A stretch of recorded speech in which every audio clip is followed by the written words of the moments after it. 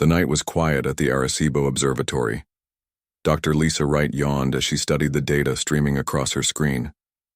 After 12 hours of work, her eyes burned from staring at the monitor. Just as she reached for her coffee, something unusual appeared in the signal pattern. "That's strange," she whispered to herself. The pattern repeated. Then again. It wasn't random noise. Lisa's heart beat faster as she watched. This was a clear sequence, too perfect to be natural. She quickly called her supervisor, but he didn't answer. Without waiting, she began recording everything and ran the signal through the analysis programs. By morning, she had confirmed it. Earth had received its first message from an alien civilization. Within days, the quiet observatory became the center of worldwide attention. News crews gathered outside the gates. Military vehicles arrived with government officials. The president made a special address to the nation, urging calm while scientists worked to understand the message. Dr. Paul Garcia, a linguist from Stanford University, joined Lisa's team.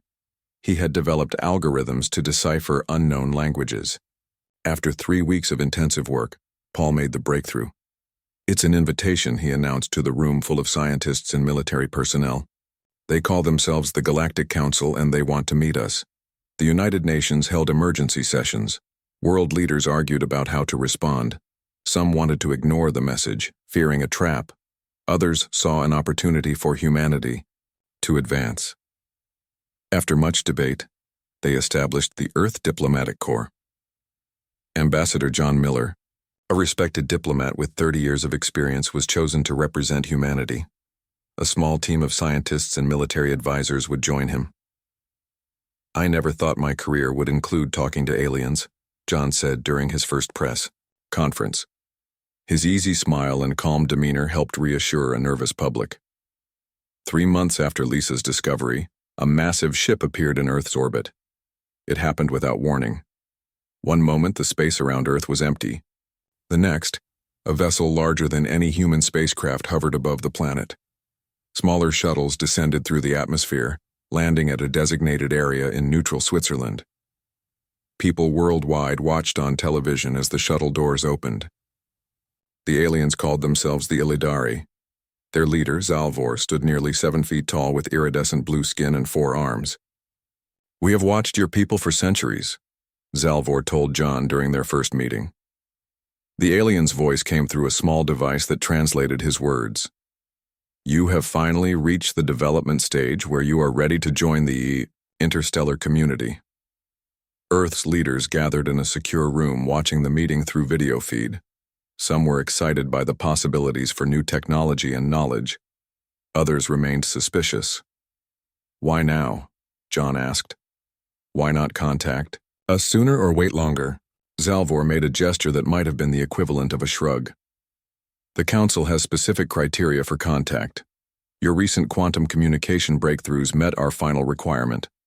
Over the next few days, John and his team learned about the Council, a gathering of 57 different intelligent species that governed much of the galaxy. Earth was offer. The journey to Nexus took 3 weeks in the alien ship. Ambassador John Miller spent most of that time studying the materials Zalvor had provided about the Galactic Council. The human team slept in small rooms that reminded John of college dorms. "We're almost there," Lisa said one morning as she joined John for breakfast. She pointed to a screen on the wall showing a blue-green planet growing larger. Nexus was beautiful from space. Unlike Earth, it had 2 small moons and rings like Saturn. As the ship entered orbit, John saw massive structures floating above the planet, space stations bigger than cities. The landing was smooth. When the doors opened, the humans stepped out into an enormous docking bay filled with creatures of all shapes and sizes. Some walked on many legs. Others floated in the air. The variety was overwhelming. "Stay close," John told his team. "Remember, our training." Zalvor led them through crowded hallways to their quarters. Aliens of all kinds turned to stare at the humans. Some pointed and whispered to each other. "You are the newest species here," Zalvor explained. "Many are curious about you." The next day, John and his team entered the council chamber. A massive round room with tiered seating for hundreds of representatives. Each species had its own section. Earth's area was small, near the back, marked with a simple Earth probationary status sign. The probationary status means you may observe but not vote, Zalvor explained before leaving them. During a break in the proceedings, a tall, bird-like alien approached John. She had feathers in shades of gold and purple and bright, intelligent eyes. "I am Ambassador Kelna of the Ardani," she said in perfect English. "We were once new here too. If you need a friend, the Ardani remember what it's like to be the newest species." John thanked her. Before they could talk more, another alien joined them. This one looked like a cloud of tiny insects moving together in the shape of a person. Representative Zhu of the Myriad Collective, the cloud introduced itself, each tiny part moving, as it spoke. "We also welcome Earth to the stars." John was grateful for these friendly faces, but their conversation was cut short when a loud tone signaled the session was resuming. The council's high executor, Drav Moore, took the central platform. He was from a species called the Vorn, tall, gray-skinned beings with no hair and 6 fingers on each hand. His voice boomed through the chamber. "The council has reviewed Earth's application for membership," Drav Moore announced. "We have concerns about your species." John felt the mood in the room change. Many representatives leaned forward in their seats. "Earth's military development is excessive," Drav Moore continued. "Your history shows a concerning pattern of violence. The Council has decided that for Earth to proceed with membership, you must disarm 90% of your military capabilities." Murmurs spread through the chamber. John stood up. "We have just achieved space travel," he objected. "We need protection as we explore." "Protection from what?" Drav Moore interrupted. "The Council ensures peace, unless you plan aggression." Large screens appeared around the chamber showing images of Earth's wars, tanks, missiles, soldiers fighting. John recognized scenes from recent conflicts in Africa and Asia. "Your species spends more resources on weapons than medicine," Drav Moore said. "This must change. Additionally, all Earth technology must be shared with the Council immediately." John tried to speak again, but Drav Moore raised his hand for silence. "Earth has 30 of your days to comply with these demands," he said. "If you refuse, containment protocols will be initiated." "What are containment protocols?" Lisa whispered to John. Kelna leaned toward them. "Quarantine. No ships in or out. Sometimes orbital weapons platforms to ensure compliance." "This is outrageous," John said, standing again. "Earth deserves the same rights as—" "The decision is made," Drav Moore cut him off. "Return to Earth with our terms. We await your answer." As guards escorted John's team back to their ship, he noticed many council members watching them. Some with pity, others with fear, and a few, like Drav Moore, with what looked like satisfaction. Probationary status, a first step toward full membership. "The council will convene in one of your months," Zalvor explained. "You and your team will attend as Earth's representatives on planet Nexus." As John prepared for humanity's first journey beyond the solar system, he couldn't shake a feeling of unease. The Illidari were polite, but revealed little about the Council's true nature or expectations. When he tried to ask deeper questions, Zalvor always changed the subject. On the day of departure, John stood on the boarding ramp of the alien shuttle. He looked back at Earth, a blue jewel hanging in space, and wondered if he was making the biggest mistake in human history. "Ready, Ambassador?" asked Lisa, who had been selected for the science team. John nodded. "Let's go meet the neighbors." The return trip to Earth felt much longer than the journey to Nexus. Ambassador John Miller spent hours in his small cabin, writing his report for Earth's leaders. The Council's demands weighed heavily on his mind. When their ship entered Earth's orbit, news of their return spread quickly. A helicopter took John and his team directly to the United Nations headquarters in New York. World leaders had gathered for an emergency meeting. "They want us to do what?" The American president stood up in anger after John finished explaining the Council's demands. "Disarm 90% of our military and hand over all our technology," John repeated. "We have 30 days to comply." Or, else they'll quarantine Earth and possibly set up weapons around our planet, Lisa added. The room erupted in shouting. Some countries wanted to fight. Others suggested giving in to the Council's demands. Fear and anger filled the room. We need time to think, John said, trying to calm everyone. The Council is watching us. They expect an answer. Dr. Karen Foster had been quietly listening from the back of the room.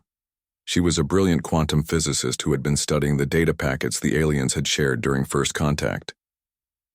Ambassador, she said, raising her hand.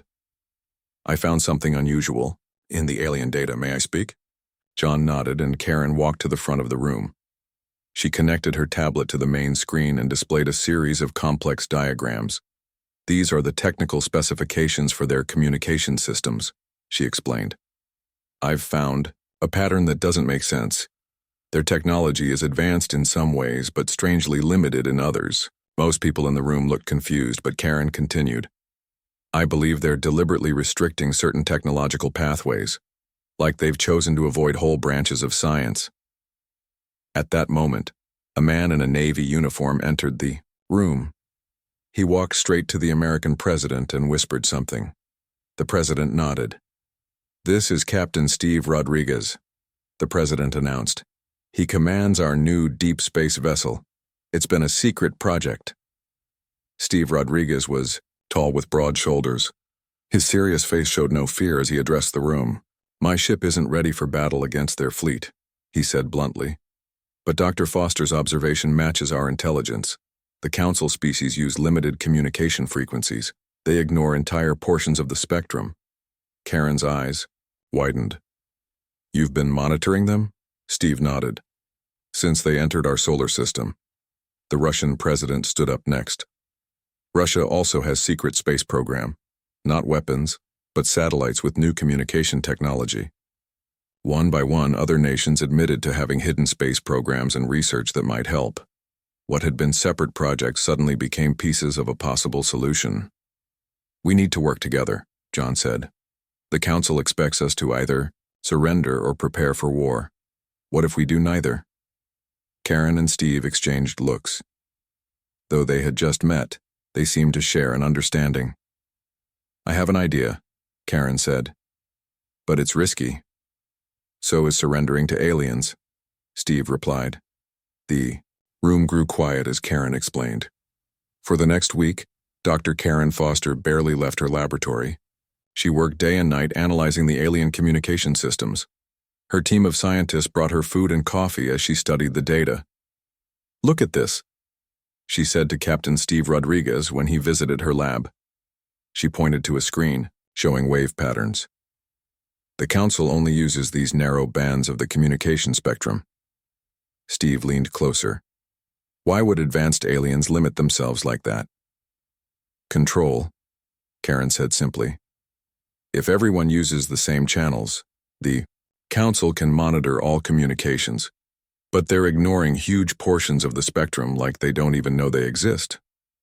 In another part of the building, Ambassador John Miller met with world leaders to discuss their official response to the Council. We should appear to be considering their demands, John suggested. Ask for more time. Meanwhile, we implement Dr. Foster's discovery. The plan they developed was called Operation Lighthouse.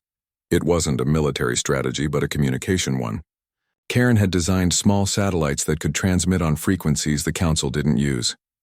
These won't look like weapons, Steve explained as he showed the satellite designs to military officials.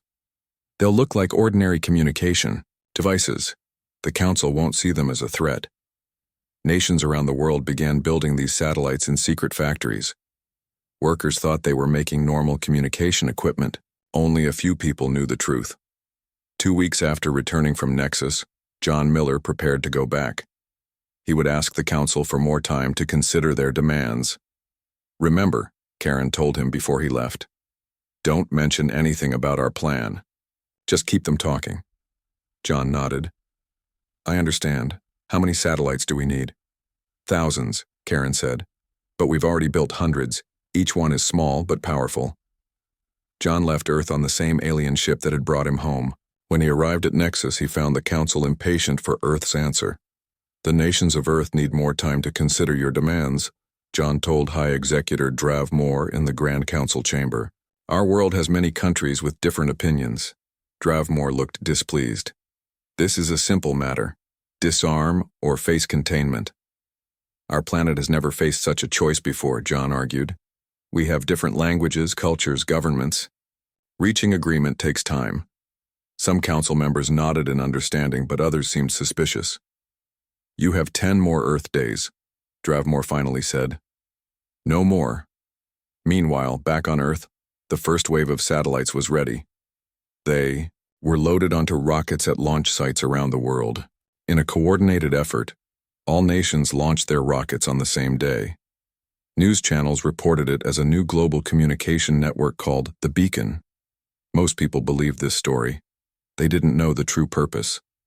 From his ship, in high orbit, Steve Rodriguez watched the satellites deploy. Each tiny machine unfolded solar panels and positioned itself in a precise location. Network at 40% capacity, his officer reported. Keep going, Steve ordered. We need them all in position before the council realizes what we're doing. Karen's team worked non-stop, monitoring the network from their command center. As each satellite came online, a new point of light appeared on their global map. It's beautiful, Karen whispered as she watched the network grow. One of her assistants rushed into the room with an urgent message. Ambassador Miller has made contact. The council only gave us 10 more days. Karen took a deep breath. Then we have 10 days to change the rules of the game. Tell Captain Rodriguez to activate Phase 1 of Operation Lighthouse. High above Earth, the satellites began to transmit, not to each other or to Earth, but outward, into deep space, using frequencies the Council had never explored, sending a message that would soon be heard by species the Council had never contacted. Her plan. It wasn't about fighting the Council with weapons, but using their own limitations against them. As the meeting continued into the night, John received an encrypted message on his personal device. It came through a channel the Council didn't know existed. The message was from Kel-Na, the bird-like alien who had been friendly to them on Nexus. The Council fears what they don't understand. The message read, and humanity does many things they don't understand. John shared the message with the others. For the first time since returning from Nexus, he felt a spark of hope. We won't give in to their demands, he told the room. But we won't start a war either. We'll show them something they've never seen before. On the 9th day after John Miller's return to Nexus, the Council lost patience. High Executor Dravmore called an emergency session. Earth has not complied with our demands, Dravmore announced to the gathered representatives. They launched satellites instead of disarming. This shows their true intentions, John stood to speak. Those satellites are for communication only. Earth is still discussing your demands. We have monitored these satellites, Dravmore replied. They appear harmless, but we do not trust your species. The Council will send ships to demonstrate our resolve. John's heart sank as he watched Council members vote to approve a demonstration fleet. Only Kel-Na, Zu, and a few others voted against the measure. Later that day, Kel-Na found John in the corridor outside the chamber. Your satellites, she whispered. They broadcast on unusual frequencies, yes? John tried to keep his face neutral. I don't know what you mean. Kel-Na's feathers ruffled. The Council doesn't see everything, Ambassador Miller. There are many species in this galaxy they have never contacted. Before John could ask what she meant, Kel-Na hurried away. Back on Earth, Karen Foster received the news about the Council fleet. How much time do we have? She asked Captain Rodriguez during their emergency meeting. Their ships will arrive in 3 days, Steve said. Our network is at 85% capacity. Is that enough? Karen nodded. It has to be. Activate. Phase 2. Across the solar system, the beacon satellites changed their transmission patterns. Now they were broadcasting specific information. Evidence the Council had been manipulating species, keeping some isolated from others, and demanding weapons reductions only from certain planets. This information came from the data packets Karen had studied. Hidden in the technical specifications were records of the Council's true activities over centuries. On Nexus, John Miller received urgent news. Unknown ships were appearing in Council space. vessels from species the Council had never mentioned. "What have you done?" Kelna asked when she met John in secret. "We're telling the truth," John replied. "The Council kept species isolated and controlled information. Earth just opened the channels." Kelna's eyes widened. "You must present this evidence formally. I can help arrange an emergency session." The next day, John stood before the full Council. On large screens, he displayed the evidence from Karen's team. "The Council has not been honest," John said. "You demanded Earth disarm because you fear our innovation. You've done this to other species too." Murmurs filled the chamber as representatives saw the evidence. "These are lies," Dravmore shouted. "Then explain why 17 previously unknown species have made contact since our beacon activated," John challenged. "Species your records show you knew about, but never invited to join." The Council erupted in chaos. Some representatives demanded answers from Dravmore. Others called for calm. In the middle of this uproar, an alarm sounded. Council ships had entered Earth's solar system. "They're targeting the satellites," Karen reported from Earth. "They're trying to destroy the beacon." Captain Rodriguez watched from his ship as Council vessels fired on the small satellites. But something unexpected happened when the first satellite was hit. Instead of exploding, it split into smaller units that continued broadcasting. Each destruction created more transmitters, spreading the beacon's signal wider. In the days that followed, Ambassador John Miller rarely left the communication center on Nexus. Messages poured in from across the galaxy. Species that had never been allowed to join the Council were reaching out to Earth. "This one is interesting," John told his team as he studied a message. "They call themselves the Navari. They're technologically advanced, but chose to remain hidden from the Council." The message contained images of the Navari, tall, slender beings with silvery skin and large eyes. Their ships were unlike any Council vessel, built with curved lines that seemed to flow like water. "They want to meet us," John said. "They've been monitoring Council communications for centuries but never trusted them enough to make contact." While John built alliances on Nexus, Captain Steve Rodriguez prepared Earth's defenses. The Council was split, but those loyal to Dravmore were preparing for an all-out attack on Earth. "We can't match their firepower," Steve told his officers aboard his ship. "But we don't need to.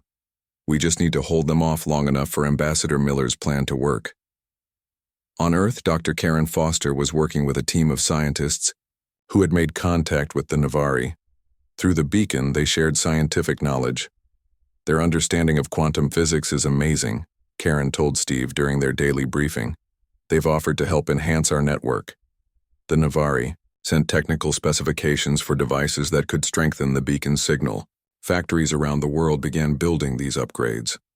Back on Nexus, the Council was falling apart. Nearly half the member species had joined what they were calling the Free Alliance, supporting Earth against Dravmore's faction. "The Council has lied to us for generations," a representative from the Galari species announced. "Earth has shown us the truth." Dravmore watched his control slipping away. His normally calm face showed anger as more representatives sided with Earth. "This human deception cannot stand," he told his loyal followers after the session. "We must strike Earth now, before more damage is done." John Miller was walking back to his quarters that night when he heard footsteps behind him. He turned just in time to see a Vorn assassin raise a weapon. Before the assassin could fire, a blur of purple and gold feathers knocked the attacker aside. "Ambassador Miller," Kelna said as she helped him up. "You are not safe here anymore. Dravmore is desperate." Council security guards arrived and arrested the assassin. News of the attack spread quickly through Nexus, pushing more representatives to support Earth. "The old Council is using violence instead of discussion," Zoo of the Myriad Collective announced. "This proves Earth is right about them." The next morning, John addressed a meeting of the Free Alliance species. "Earth does not want to destroy the Council," he told them. "We want to reform it. All species should have equal voices, no more secrets, no more threats." As he spoke, urgent news arrived from Earth. Dravmore's ships had broken formation and were heading directly for Earth at full speed. "They're trying to destroy the beacon before more species join us," Steve reported from his ship. "We've moved," to intercept them, but we're outnumbered. The Navari responded immediately to this news. Their hidden fleet revealed itself near Jupiter, sleek ships that moved with incredible speed. We stand with Earth, the Navari leader told Karen through the beacon. We have watched from the shadows too long. Other Free Alliance species sent ships as well. What had been Earth standing alone was now becoming a united front of many different worlds. This is exactly what Dravmor feared, John realized, as he watched reports of ships gathering in Earth's defense. Not that Earth would fight, but that Earth would bring species together in a way the Council never could. Karen's team worked frantically to complete the Navari upgrades to the beacon. If they could strengthen the signal enough, even more species might join them before Dravmor's ships reached Earth. We're running out of time, Karen said as she worked. The fate of Earth, maybe the whole galaxy, depends on us finishing this upgrade before those ships arrive. The beacon is designed to use their attacks against them, Karen explained to world leaders. Each satellite contains smaller backup units. Across the galaxy, more species were receiving Earth's transmissions. Some had been told by the Council that they were alone in the universe. Others had been kept away from dangerous species like humans. Now they were all communicating directly with each other, bypassing the Council entirely. On Nexus, more representatives turned against Dravmor. The Council's long-held control was slipping away with each new connection the beacon made. This is the beginning of the end for the old Council, Kelna told John as they watched the chaos unfold. Your people have changed everything. Dravmor's fleet entered Earth's orbit with weapons ready. 50 large warships positioned themselves around the planet, targeting the beacon satellites. Captain Steve Rodriguez stood on the bridge of his ship, watching the enemy vessels approach. His crew looked nervous but determined. All ships in defensive formation, he ordered. Remember our training. We're not alone in this fight. The Navari fleet moved alongside Earth's ships. Their silver vessels glowed with strange energy that Earth sensors couldn't identify. Around Mars, ships from other Free Alliance species took position. We're outnumbered, Steve's second-in-command said quietly. But not outmatched, Steve replied. Not anymore. On Earth, Dr. Karen Foster watched the situation from her command center. Screens showed the positions of all ships in the solar system. Another screen displayed the status of the beacon network. Navari upgrades at 60%, a technician reported. We need more time. Karen grabbed a microphone. Captain Rodriguez, we need 30 more minutes to complete the upgrades. Can you buy us that time? We'll do our best.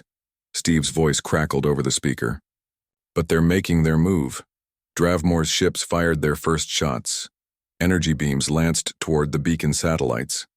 The defensive ships moved to intercept, taking hits meant for the satellites. In space, the battle looked like a light show. Beams of energy crossing the darkness, explosions blooming like silent flowers. Earth ships were smaller but more maneuverable.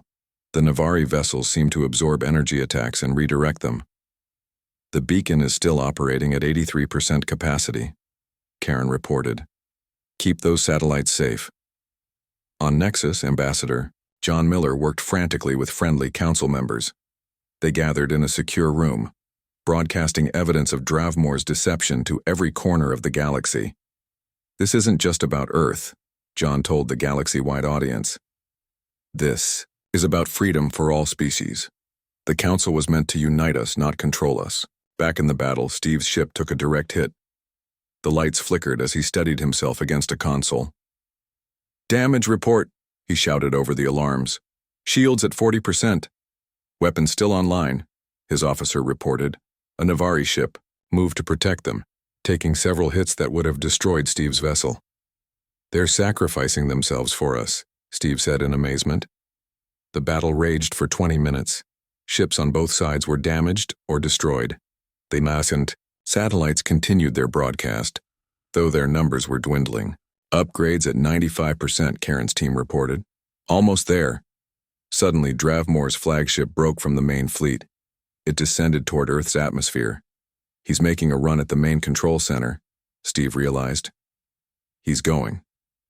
After Dr. Foster directly, Karen watched in horror as the massive alien ship approached. There was no way Earth's ground defenses could stop a vessel that size. "Complete the upgrade now," she ordered her team. "We're out of time." Technicians worked frantically, connecting the final systems. The progress bar on their screens reached 100% just as Dravmore's ship entered the atmosphere. "Activate enhanced beacon," Karen shouted. Across the solar system, the beacon satellites pulsed with new energy. The remaining satellites suddenly generated a field that spread throughout the solar system. This wasn't just a communication network anymore, it was something more. In space, Dravmore's ship suddenly lost power. Their weapons went offline as the enhanced beacon field interfered with their systems. "What happened?" Steve asked as he watched the enemy fleet drift. "The Navari upgrades," Karen explained through the comm. "They don't just enhance our communications, they disrupt Council weapon systems." The ground shook as Dravmore's massive ship crashed 3 miles from Karen's facility. The impact sent a cloud of dust high into the air, but the building remained standing.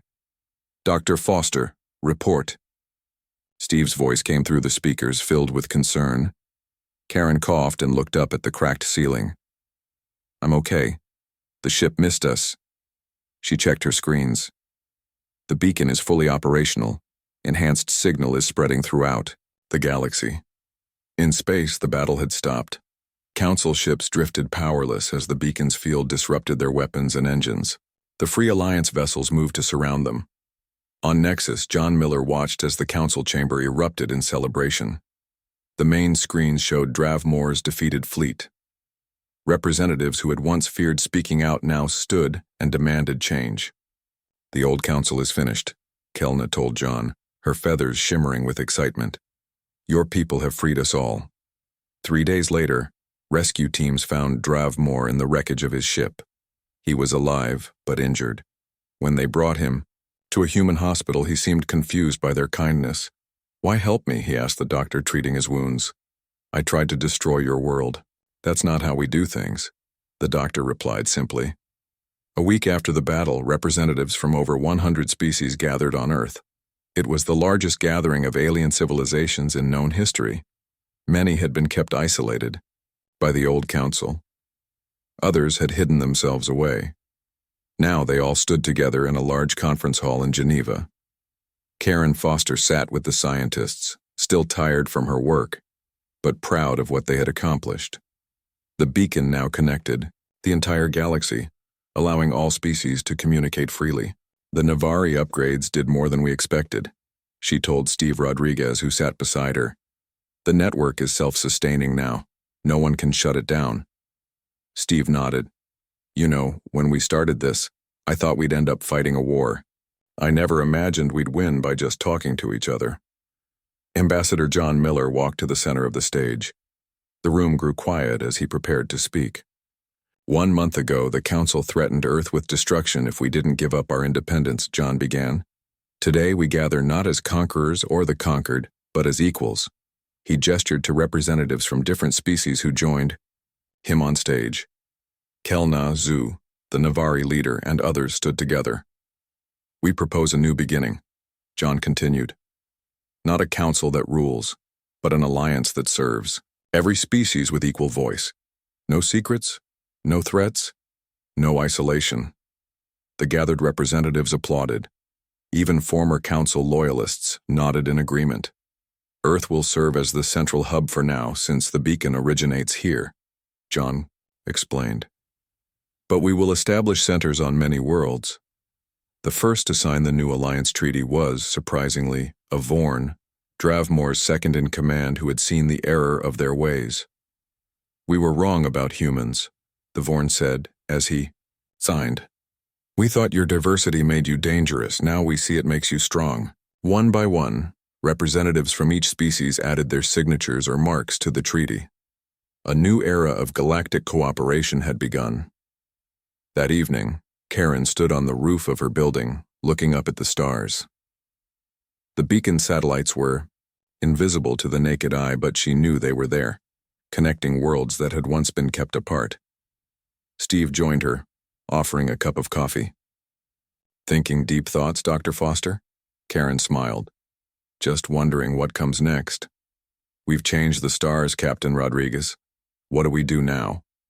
Now, said John Miller as he walked onto the roof to join them, we explore them, together. In the night sky above, the first ships of the new Galactic Alliance moved into formation. They carried representatives back to their homeworlds, but they would return. Earth was no longer alone in the universe, and the stars belonged to everyone. Now. As dawn broke over the horizon, Karen realized that the Council's threat had given humanity its greatest gift, a place among the stars not as servants or soldiers, but as friends who had brought light to a galaxy kept too long in darkness. Dravmore's flagship struggled to maintain control as it descended toward Earth. Its engines sputtered and failed. The massive ship began to fall from the sky. Q8. The facility, Karen shouted to her team. Everyone out now. As people ran from the building, Karen stayed at her console, making final adjustments to ensure the beacon would continue functioning. The ceiling above her began to crack as Dravmore's ship came closer. Steve watched from space, unable to help. Dr. Foster, get out of there, that's an order. Just one more minute, Karen replied calmly. I need to make sure this works.